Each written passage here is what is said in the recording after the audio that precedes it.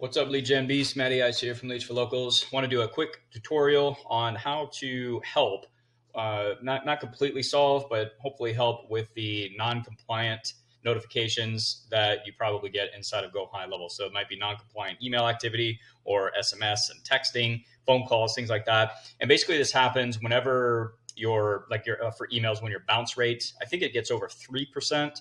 And the error rate for text messages gets over, I don't remember what that percentage is, but anyways, when you get over those percentages, that's when you start getting the non-compliant notifications. Sometimes the accounts get shut down, like your ability to send emails, make phone calls, send text messages. That gets turned off for it's usually 24 hours, and then it'll come back. So I want to go through a couple of things that you can do to help solve that problem. So make sure you stick to the end, show you exactly what I'm doing in my business. It does seem to have made a pretty big difference. I'm getting a lot fewer notifications of clients' accounts getting, temporarily shut down. So as usual, if you find the video helpful, please smash that like button. Make sure you subscribe. Check out all the links in the description. Always have good stuff for you guys there. If you run a SaaS agency, I got a free SaaS agency masterclass. You can check out all that good stuff.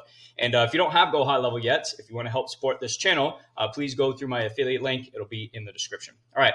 Now, the first thing, first things first, to hopefully help stop with the high bounce rates and you're getting these notifications, getting your stuff turned off, is you've got to make sure that you're bringing in good data into GoHighLevel, guys. So whether it's you that's having this problem, or it's if you have a SaaS agency and you have clients running into this issue, make sure you instruct your clients to bring in good data. Make sure it's verified first. There's tons of verification services out there. They're probably pretty much more or less the same for verifying emails, verifying phone numbers, making sure they're mobile numbers, not landlines, all that good stuff. And make sure that your clients are doing that, or you're doing that, before you bring that list into the system. Because I find that this usually happens when you import lists. It's not so much when you're generating leads, because when people are opting in, they're not always going to provide good information, but most of the time they are, because they want to receive what you're offering. So it's usually when you're importing a list. So make sure you're bringing in good data. That's number one. These next things are some things that you can actually do inside of GoHighLevel to help keep the bounce rate down, keep the error rate down with text messages, etc. So where I'm at right now in my sub account, if you go to settings and then go to your business profile, scroll down, you'll see a bunch of options right here that you want to make sure are turned on. So mark emails as invalid due to hard bounce. Why this is important is before I had this turned on, and also I'm going to show you a simple automation that you can put in place as well for yourself, for your clients, to make sure that if you do, when you bring the list in, because even a verification service is not perfect. When you bring that list in, or somebody does give you a bad email, you don't want to continue trying to send an email or a text message, etc. I found that was a big reason for a lot of the non-compliant activity. It wasn't necessarily like all the data was really bad. It's that when you put people into an automation and you're constantly trying to send them emails and text messages and it's not going through, that skyrockets your bounce and error rate percentages. So you want to make sure this is turned on. Also, these should be turned on by default. So this just keeps you compliant. It gives people an opportunity to unsubscribe from text messages, emails, etc.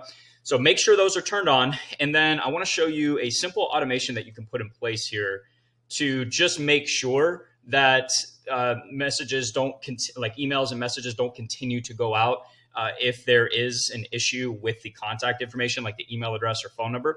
So let's head over to automation here. And actually, you know what? I think I have it in my SaaS product right now, because I've never really had an issue with my account.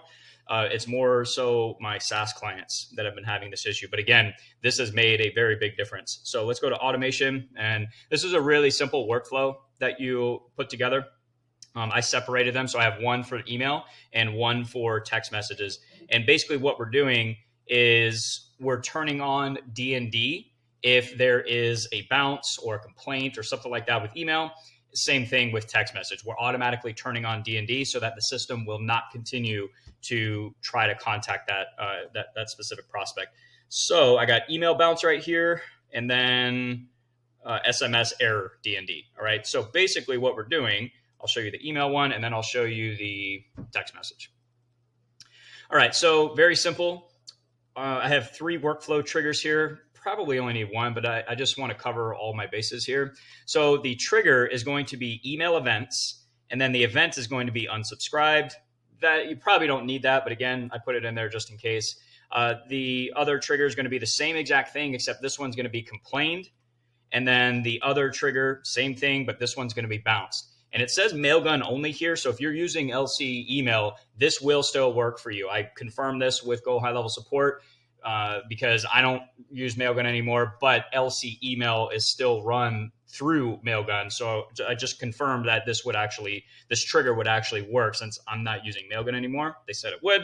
So, but this is the main one that you want right here. So if at any point an email bounces, the action that you're going to take is set contact DND. So if you click the plus sign here, let's type in set contact DND. You're going to select that, and you're going to enable DND for specific channels, and then you're just going to choose email.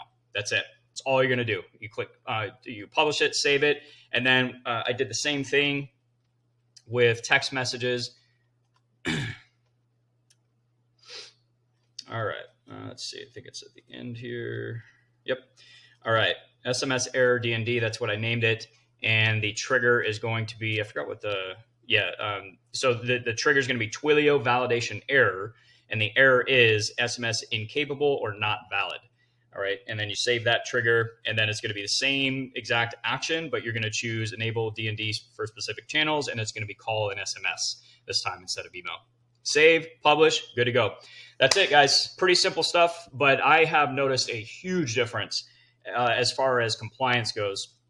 Obviously, educating my clients, making sure the list is good, but making sure that those, like when they do have bad data, for whatever reason, it happens to everybody, that the system doesn't continue to try and contact them. And I've gotten far fewer accounts getting temporarily disabled. I've had far fewer notifications about non-compliant activity. So this stuff makes a difference. So hopefully that helps, guys. Hope you're crushing it. I'll talk to you in the next one. Matty Ice is out.